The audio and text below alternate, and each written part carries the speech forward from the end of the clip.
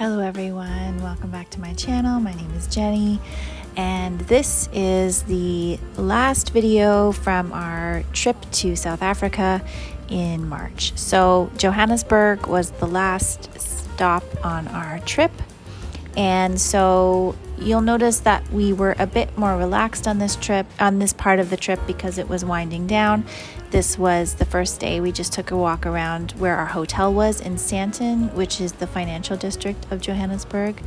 And this was a kind of Nelson Mandela Square, which is like a beautiful square. They had like a stage set up for music and lots of people and lots of shopping and things like that. And we ended up spending a lot of time with family in Johannesburg.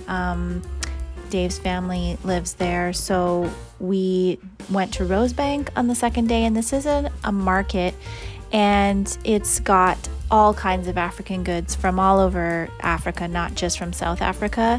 So anything you can think of, carvings and art and jewelry and clothing, and animals, skins, and curios and souvenirs and all those types of things are at this market. And then on day 3 we went on a guided tour with Max. If you are interested in going on a guided tour of Johannesburg and going into the parts of the city that are not really friendly for a general tourist to walk into, then I recommend a guided tour with Max. He was a wonderful tour guide.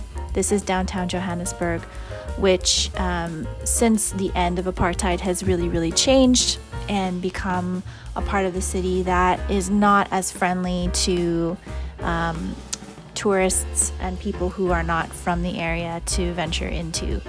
I don't want to assume to be an expert about the city because I am not, and I'm not going to try to share a whole bunch of specific details about the history of the city with you, because that's all very easy for you to look up.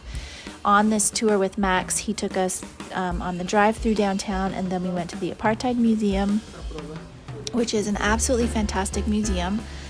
We were there for only an hour because of the tour and how Max had arranged it, and I probably could have spent another hour there.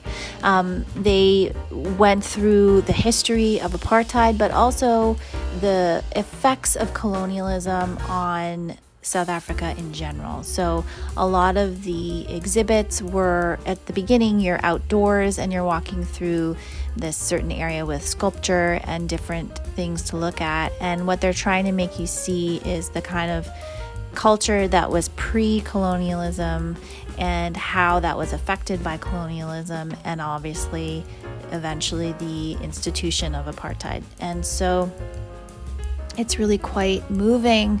There's a lot of information to take in.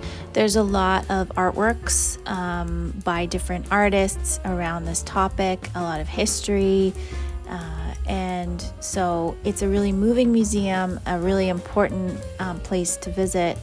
And I would encourage you highly to go and visit it and to spend that time really taking in the different aspects of what they're trying to present through different exhibits in this museum.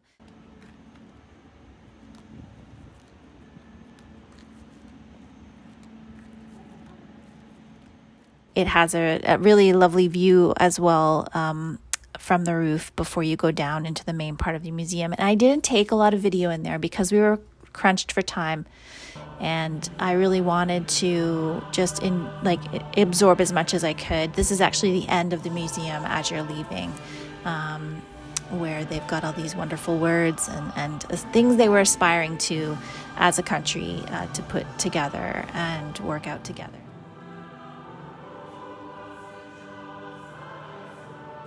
As you're driving around Johannesburg, there used to be many gold mines in this area, so you see the remnants of the mining in the landscape.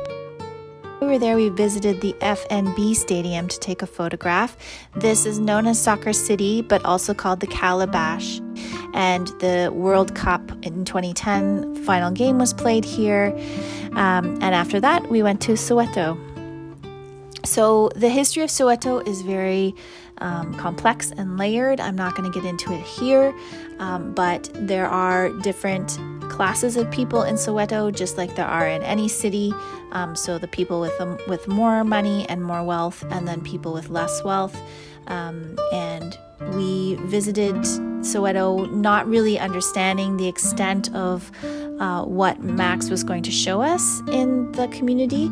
And so you can see it's very much looks like any other city with gas stations and stores and different types of homes. And we also visited the slums, basically, of Soweto. And we met a family there. And it was very, very emotional. It was quite moving, and we weren't actually really prepared for that. Also, we visited Nelson Mandela's house, which has been turned into a museum in Soweto. It's also a wonderful place to visit. And here you see the part of Soweto that we visited. And we met a wonderful father and his children, and they invited us into their home. And we also heard this wonderful music coming from a church service that was going on at the time.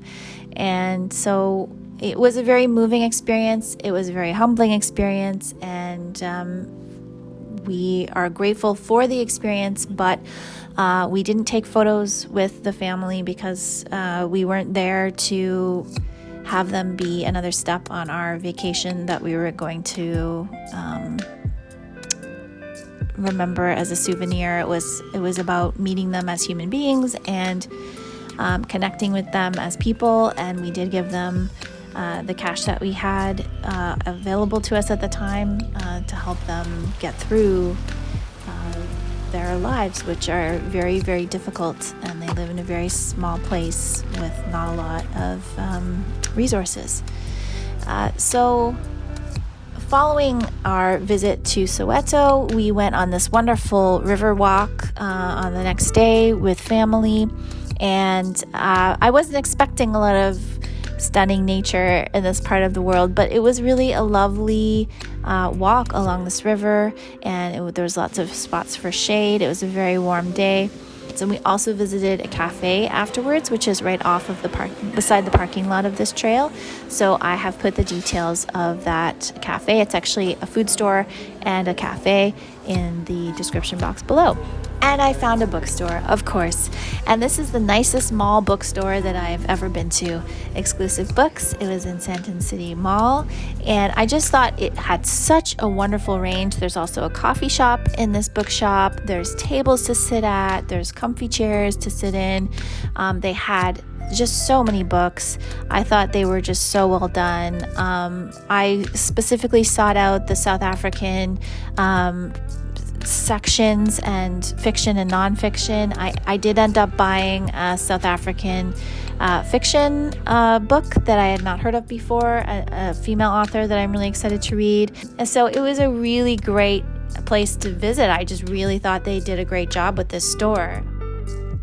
So our visit to Johannesburg was, as I said, a lot about family, which I have not featured here.